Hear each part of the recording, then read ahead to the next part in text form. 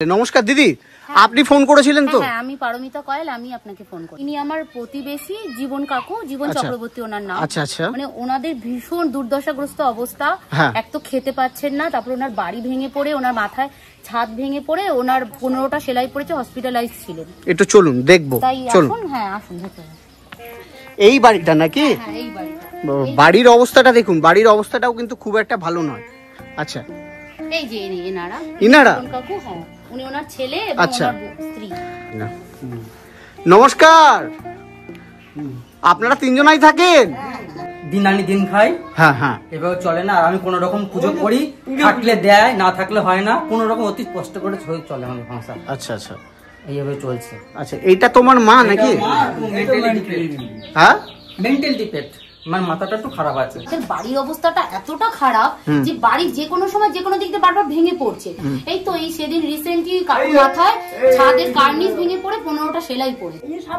কি অবস্থা! এই বাড়িটা পুরো পড়বে, দেখছো না, বেঁকে গেছে, লিংটন থেকে পুরো ফাটা। মাথায় পড়েছে আমার একটা। মানে আপনার পুরো মাথায় পড়েছে? এই যে 13টা সেলাই। এই যে 13টা সেলাই। এ দিচ্ছে ও দিচ্ছে, লজ্জা করে লোকের কাছে চাইতে। আচ্ছা, আমি কর্মক্ষমতা একদম পারছি না করতে। আপনি কি করতেন?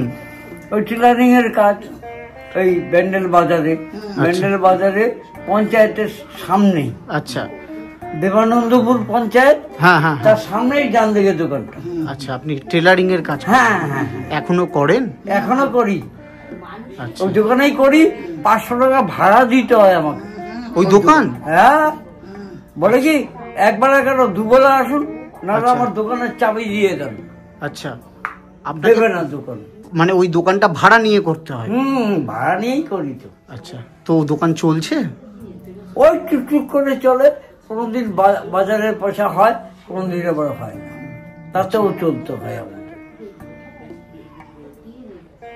এমন অবস্থা। ওখানে লোকও জানে, ওরাও বলে আপনি তো খুবই অসুস্থ লোক, আর এইভাবে আপনি দোকানে আসছেন এখনো। এই ঘা দেখে আমাকে আরো বলে বাড়িতে বসে যান, কেন আসছেন? মানে উনি তার মানে একদম অসুস্থ? আপনি একবারে? হ্যাঁ, একদম। উনি কাজকর্ম করতে কিচ্ছু না। তাহলে কাজকর্মগুলো, বাড়ির কাজকর্ম কে করে? ওই ছেলেই করে। হ্যাঁ, যখন তাকে করে দিয়ে যায়। মোটামুটি আমি নিজে হাসপাতালে যাই, এনাদের নিয়ে হাসপাতাল আমিও যাই। আপনার কি সমস্যা আছে? আমার নিউরোলজি, 2 দিন বাদে আমার শরীর ঠান্ডা হয়ে যায়, মাথা ঘোরে। আচ্ছা, ও আবার গা হাত পা ঠান্ডা হয়ে যায়। আচ্ছা, আপনার ছেলে? ওনারা তিনজনেই মানসিক ভারসাম্যহীন। প্রপার সুস্থ মানুষ ওনারা কেউই নন, না শারীরিক ভাবে না মানসিক ভাবে। পুরোপুরি মানসিক ভারসাম্যহীন। কথা বলে বোঝাতে পারে না, হ্যাঁ না, শুধু চিল্লায়। বাবা মাথা ফাটাবার, বাবাও মাথার একটু খারাপ হয়ে গেছে, ঠিক মতো কথা বললে বোঝাতে পারে না। ছোটবেলা থেকে আমিও নিউরোলজিস্ট পেশেন্ট, আর এদেরকে শুধু কাজকর্ম করাতে হয়, চান করাতে হয়, খাওয়াতে হয়, দেখভাল করাতে হয়, কোনো রকম ভাবে চলে। আর যদি টুকটাক কিছু কাজ পাই, চললো, নাহলে এদিক ওদিক ঘুরে বেড়াতে হয় আমাকে। বাড়িতে আমি থাকতেই পারি। তিনজনের একজনের মানে আমাদের খাওয়া যেতে না, একদিন খায়, 2 দিন না খেয়ে থাকি। খুবই অবস্থার মধ্যে ওনারা আছে।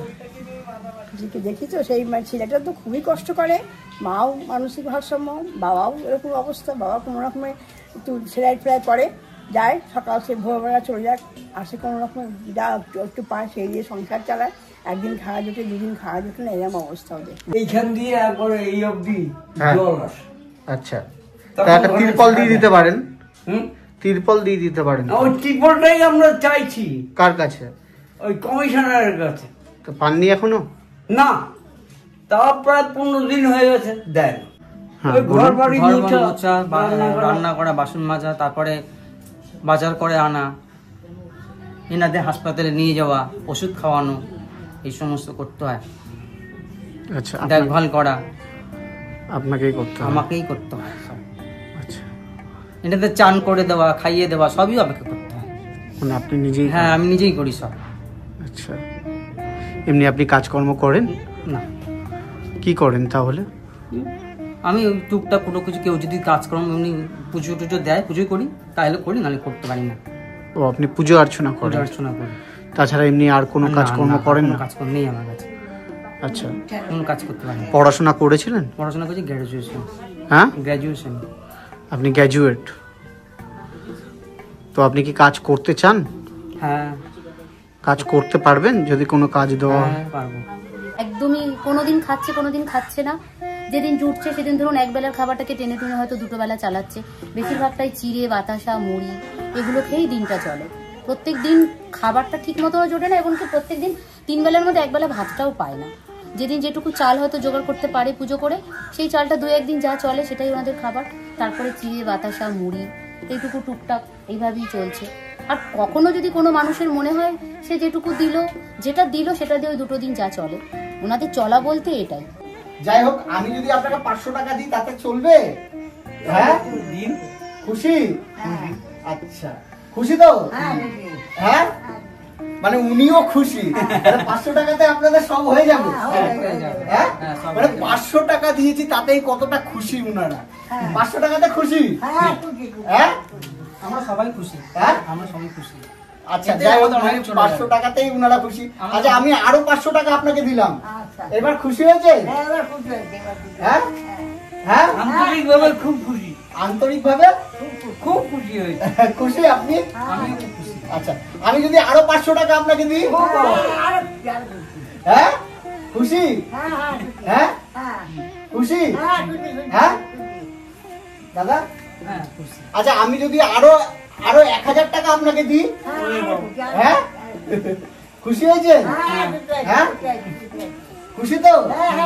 আচ্ছা, আরো 500 টাকা আপনি রাখুন, ঠিক আছে? ভালো থাকবেন।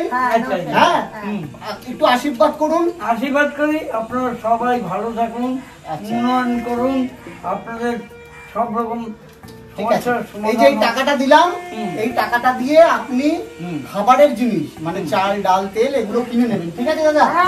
আর তোমার আর দাদা, আর তোমার এ বাবা আমাকে প্রণাম করবে না, আমাকে যদি তুমি একটু আমার কাজটা দেখো, আমি দেখছি যাতে কাজটা তোমার একটা দেখো, কাজের ব্যবস্থা হয়। আমি দেখছি আমি তোমরা মানে আপনি ওটা দিয়ে চাল ডাল তেল এগুলো কিনবেন, আর আপনাদের যাতে ঘরটা ঠিক হয়ে যায় সেই ব্যবস্থাও আমি করছি, ঠিক আছে? মানে উনি কতটা খুশি তাতে মানে দেখে বোঝা যাচ্ছে। আমি আরো খুশি হলাম, মানে ঘরটা ঠিক করে দিলে খুশি হবেন। আচ্ছা দিদি, এদিকে আসুন। আপনি কাটছি, আমি আরো খুশি। আপনি আমাকে যাতে কাজটা দেন, আরো খুশি হবে। আমি কথা দিয়ে গেলাম ওনাদের ঘরের যে ছাদের যে জায়গাটা ওটাকে পুরো সম্পূর্ণভাবে ঠিক করে হ্যাঁ, ওটা আপনি ঠিক করে দিন, মানে আমরাও ভীষণ খুশি এবং নির্ভয়ে থাকবো। এই যে যখন তখন ছাদ ভেঙে পড়ছে, এত বড় দুর্ঘটনা ঘটে গেল, ধরুন বাই চান্স ঠাকুর না করেন কারোর যদি একটা অন্য কিছু হয়ে যেত, আপনি ঘরটা ঠিক করে দিলে মানে ওনারা তো বেঁচে গেলেন এবং খুশি, আমরা পাড়া প্রতিবেশী সত্যি একদম। আমি কথা দিয়ে গেলাম আপনাদের ওই ঘরটার যে ছাদের অংশটা আমি ঠিক করে দেবো, ঠিক আছে? ভালো থাকবেন, ভালো থাকবেন। আর দাদা আপনিও ভালো থাকবেন। হ্যাঁ, ঠিক আছে।